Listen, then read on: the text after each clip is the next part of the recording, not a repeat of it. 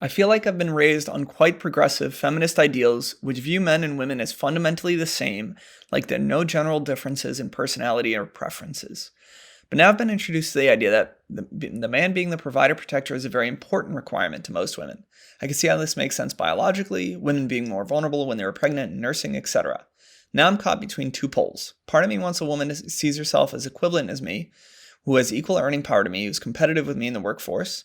Another man wants to acknowledge this I'm a man, I'm a provider thing. I don't think they're actually mutually exclusive. I think a lot of people, so listen, I'm of the mind that we all have differences. It's not just men and women, it's every single person. And to not acknowledge them or imagine that they don't exist just doesn't live in reality. You can validate this a million ways, right? You can validate this with courtship studies. You can validate this with marketing purchases. You can validate this with Netflix interests. We inherently, on average, have trends and have differences. And if we identify as male or female, we generally have those differences as well. Do people color outside those lines? Do people break the mold? Absolutely. But I do not believe that we should just wash all that and say there are no differences.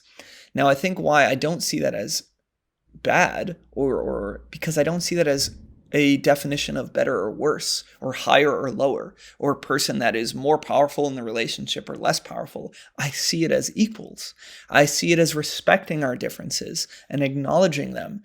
And even if a woman wants you to be more of a provider, okay, or more of the decision maker, I don't see that as being the in charge person or the superior or the dominant and the subdominant, right? Or the sub. I see that as equal. I just see that as different roles or dynamics within the relationship that you guys want to take, right? If somebody doesn't want the decision making power in a relationship, then it can be quite healthy to say, I'm actually somebody who likes you kind of taking that decision, but I have a voice if I disagree, and I want you to be able to listen to that and compromise. That is still equal discussion and discourse, right? And on the flip side, it's really important to me that I invest in my hobbies and you get involved in them. And I want you to work to invest in some of my hobbies. You make some of the decisions, but in general, I also want to have my own hobbies and I want you to get involved in them. So I see it as we all have differences. I think that if you identify as a certain gender, we do trend in certain directions. I think plenty of people color outside those lines, and we should allow them to.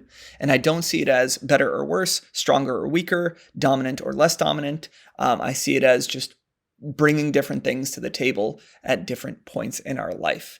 But I will say, yes. So you said, do you think a lot of women generally prefer that the man is the decision maker? This is very controversial, but unequivocally, yes. I do think it is changing. I think as the younger generation starts to come in and people are really discovering themselves, but as a whole, yeah, I think a lot of women want, especially in courtship and in a relationship, they want the man to be a little bit more decisive. Overall, again, maybe it's 2/3 of the time, and sometimes they really want to take charge. But in general, they do want a guy who is usually more decisive, the one who's taking the lead, the one who's making the first moves.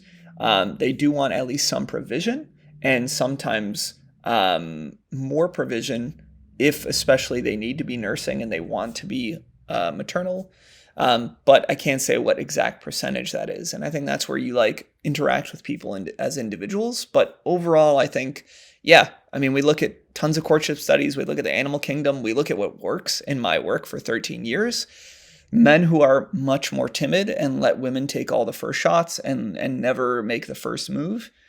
Most of the time, they end up just as friends and they end up not building that connection, and women don't see them as a prospect. And that's the hard truth. And I'll even tell men, if you do not make a move on a date or something, 8 out of 10 women safely, if I want to say 7 out of 10 women safely, are never going to be the first one to do that. They're never going to be the first one to kiss you. They're never going to be the first one to make a move. They're never going to touch you. They're never going to be the first one to say, hey, come back to my place. On average, plenty of women do. And when they do, awesome. If you like that in a woman, fantastic. I also tend to see that it changes with age. So I tend to find as people in general, but especially women, get into their 30s and into their 40s, they become a lot more forward, a lot more decisive, and are willing to express their interests a lot more because they're not worried about how they're going to be seen. And this gets into a bigger topic of like, should some of that change in general? I would love for more women to be more forward. I think a lot of women are really scared about being too forward or approaching the guy first because they've been told it's bad, it's slutty, it's horrible, guys will appreciate them less. And I think that sucks. Because hell, if I think a lot of you guys would agree, if a beautiful woman or a woman you found interesting came up and talked to you, it would probably make a lot of your times easier to approach a woman if they gave a little bit more initiation. So it's something I'm trying to change. I actually want to tell a lot of women that it's okay to be forward in the right ways. Obviously, you don't want to be desperate. Nobody loves desperate people. But as a whole, yes, I think there are trends. And I think a lot of women prefer the guy to at least be more decisive, more leading, maybe have some ability to provide early on. But I don't think that's better or worse. And I actually think it's a beautiful yin and yang at times.